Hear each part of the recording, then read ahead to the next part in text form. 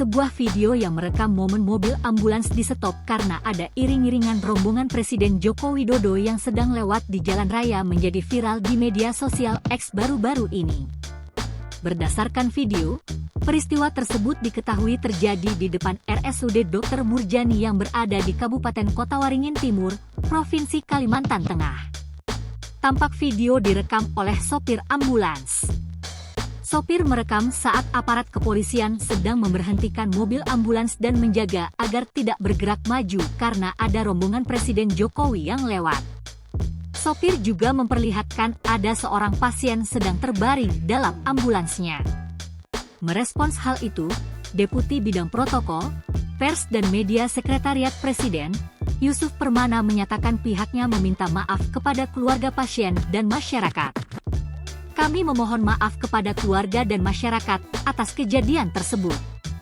Dan akan selalu mengingatkan kembali kepada semua jajaran pengamanan, ujar Yusuf dalam keterangan tertulis yang diterima Kompas.com, Kamis, 27 Juni 2024. Pada dasarnya, SOP kami untuk ambulans adalah diberikan prioritas utama jalan atau akses, tidak boleh dihambat, termasuk juga untuk mobil pemadam kebakaran, tegasnya.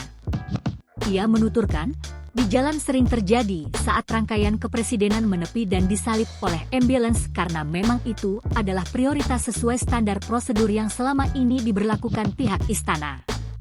Selain itu, tim ADV Kepresidenan juga selalu memberikan arahan dan informasi kepada tim pengamanan wilayah untuk menerapkan SOP tersebut.